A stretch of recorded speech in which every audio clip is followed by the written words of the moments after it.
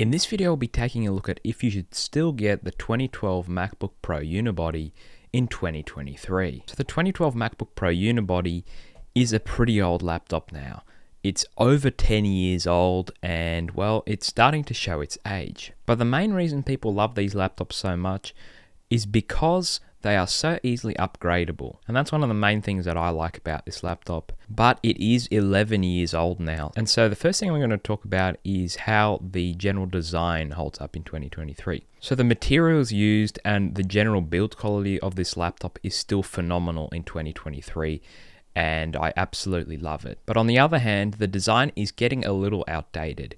It does have a pretty sleek looking design, but it is reasonably fat and it does have some pretty large bezels around the display. Other than that, it does still hold up reasonably well. It's just, it does look its age now. And another thing that doesn't hold up too well is the display. The display has reasonably okay viewing angles and the colors are also pretty good on it. But the problem is the resolution. The resolution on this display is around 720p, which is just not good enough at all in 2023. Basically, every phone you can get out there nowadays is at least 1080p or over. So 720p is just not really going to cut it nowadays. The port selection on this laptop is also not great. It does have a few USBs and Thunderbolt and stuff like that, but the Thunderbolt that it has on there is Thunderbolt 2.0, which is quite old. It doesn't have USB Type-C, it's only got USB Type-A, which definitely shows its age now because most things now use USB Type-C.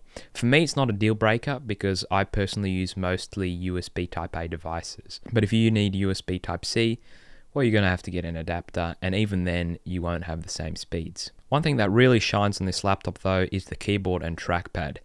Even though the trackpad is pretty small compared to modern Macs, it's still really great to use. It has a very smooth glass surface, and it's definitely one of the better trackpads I've used on a laptop. The keyboard is also really good and it has nice travel and just types really nicely. It's also backlit, so it's very nice to use in the dark. Now, these laptops came with several configurations in terms of display size and processors. The ones with 15-inch displays came with a dedicated graphics card and also quad-core CPUs in most cases, while the 13-inch versions did not have a dedicated graphics card and they had dual-core processors. For me, I've got the one with the dual-core i7 in the 13-inch configuration, which is alright, but it's definitely not great in 2023. Now, if you've got one of the 15-inch versions with dedicated graphics and a quad-core processor, then it still holds up alright in 2023, but it's not going to be great for some real intense things. So if you are looking for a laptop that's good for video editing, I would probably look away from this laptop. If you're looking at a laptop that's strictly for video editing, I would definitely go more towards the Windows route because bang for buck when it comes to pure performance is far better on a Windows laptop in this sort of price range. If you're looking more around 1,000, 2,000 Australian dollars, obviously the M-powered Macs are really good, but this is more for a budget. But if you're just using these laptops for some light web browsing, watching YouTube, maybe a bit of Photoshop or Adobe Illustrator, those type of programs work fine on this laptop. And since you can configure the RAM to what sort of RAM you want, you can just change it out. You can put in 8 or 16 gigabytes of RAM in these and they will work really well with multiple programs open at the same time. One thing these laptops are pretty well known for is how hot they get. So if you want to have this laptop on your lap for long periods of time, it's going to be quite uncomfortable. The fan turns up a lot and yeah, the bottom of the laptop gets very hot. Now, the last thing I'm going to talk about is software.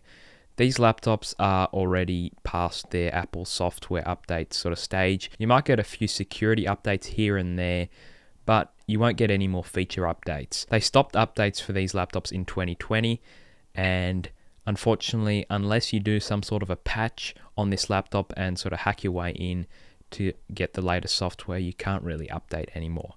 So that is a pretty big deal for some people. For me personally, it's still perfectly usable.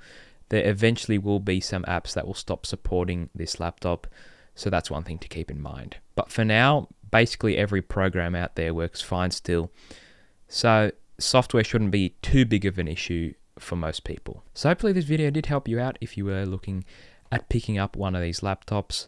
They are still a great laptop, just they are starting to show their age. But if you can find one for a good price, they're still a great laptop and I'd definitely still recommend picking one up if you do keep all the things I said in mind. So thanks for watching, guys, and I'll catch you guys in the next video.